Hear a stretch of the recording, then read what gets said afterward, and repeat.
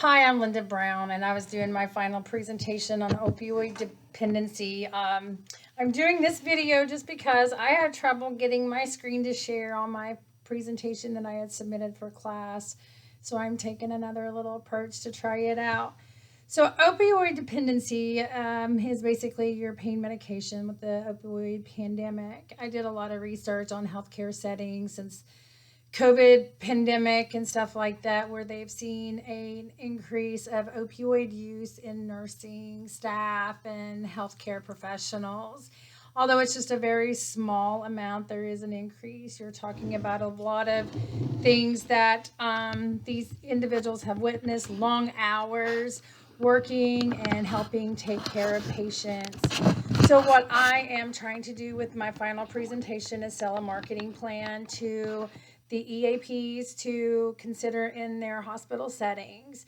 What this would look like would be working toward recovery, maintaining employment, helping staff learn how to cope, maybe bringing in individuals that can help with holistic, different approaches for like the pain management, even like they saw increased risk of prescription medications in nursing staff. You're talking about less than 10%, but yet again, it's the things that have happened. You have a lot, some of my research had also showed that there was a lot of individuals who work in anesthesia that actually had more of a higher rate of opioid or prescription drug misuse, abuse, dependency.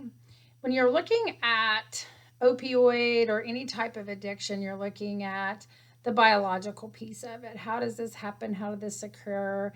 When you're talking about someone who may have never had addictions in the family, running in the family, the biological piece of that is like we have 89 genes in our body that can lead to some sort of addiction.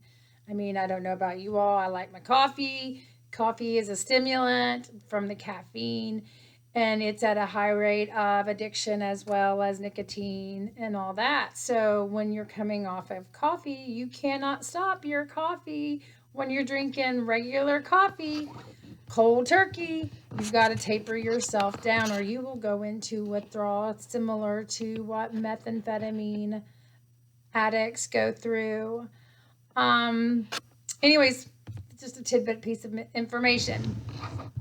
So, like with the sales marketing plan and everything, when you're moving forward, when you're talking about the opioid use, why is it so important to sell and to be able to come up with plans that would make the marketing system, hey, we need this in here, we need to help our individuals. It will also help new hires coming in.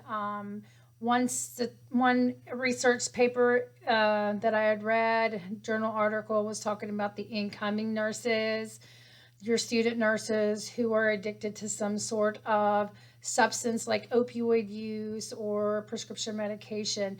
I want to talk more about the opioid use because it's simply, you look at higher rates of prescription pain medications like your Oxycontin, hydrocodone, Lortabs, Percocets, fentanyl. I mean, going forward. Then you have heroin is the next step in the illegal illicit drugs setting too. And it creates a lot of effects on the body. So you look at the brain and the receptors. So people want to get high. Now, I'm not saying necessarily nurses are doing this to get high. They're trying to take care of pain.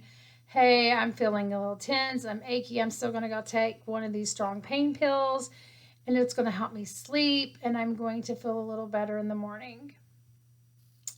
Well, then it's like, I'm about out and I need this and I can't. So they get more dependent on it and they get more comfortable on it. So, that's where addiction comes in at. It also creates an euphoria with the release of dopamine in your brain. So when your brain is not getting the euphoria that it was receiving from the opioid, then your body goes through withdrawals. And the withdrawals can be irritability, lack of focus, um, just sweats, vomiting, aches and pains intensify. You're more sensitive. So, anyways, so you would like to create a scenario that, okay, hey, here we are. We're going to help you overcome this. What would my ideal agency look like coming in to help the medical professionals? And that's more than just hospital settings and nurses and doctors.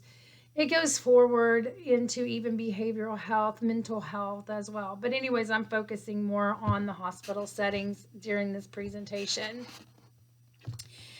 And what we're going to look at is how can we get into the hospital settings an ideal plan that we can sell to them to say, hey, we want this in here. So what we're going to look at first of all is called your stimulus response. With that, you're looking at, okay, here we go. You are going to put in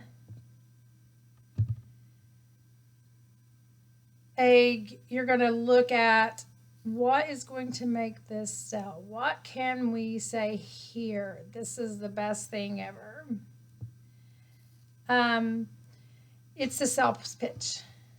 You want to make the EPA see that the hospital needs this program as a selling point for the new hires. Hey, you've had issues, or if you get issues, we're here to help you. We're not going to turn our back on you. We're going to set you up with rehab, and you're going to be able to take care of it while you're working. We're going to have people on the clinic or in the hospital setting offering ways to learn coping skills, maybe more of a holistic approach to meet your needs with pain, like using Epsom salt baths with lavender. It'll help you relax and sleep at night. The magnesium and stuff in the Epsom salt, when you soak it, it will also help relax your muscles and help take the pain away. Then you will create like a relapse prevention plan. So, hey, this is what we're going to do. We're going to start you out with this. This is how you're going to go and talk to this counselor. They're going to help you. We're going to get more things in here without the opioid medication to help with your pain. Some agencies would offer like Subutex or Suboxone to help get them off. That helps with tapering them off. And then you have to taper them off of the Suboxone and the Subutex when they get grounded in saying, hey, you know what, I really don't need that pain medicine. And this will actually help lead into a more positive return on their investments by keeping their employees and showing that they care for their employees. Things happen, addictions happen, people smoke, people have caffeine addictions. It's similar. You're just talking about, hey, this is other stuff that affects your body. The next one is just the selling formula approach. This is just the basic needs. This is just the basic plan layout. Hey, the selling point of this is just the basics. We offer counseling. We offer drug testing. We offer classes on coping mechanisms. We'll do maybe yoga classes to help relieve stress, whatever. It's just the basics. And then the third one is like your need satisfaction. This sales pitch is just talking about with the EPA and finding out the needs of the company and pitching the marketing strategy for this specific, for their needs. So basically on that one, you're going to take the steps and articulate what their needs are specifically, and then you're going to highlight in a scientific approach how you can meet their needs with retention, with rehab, recovery, and maintaining with the individuals that they're working with. So that's my sales pitch. Thank you.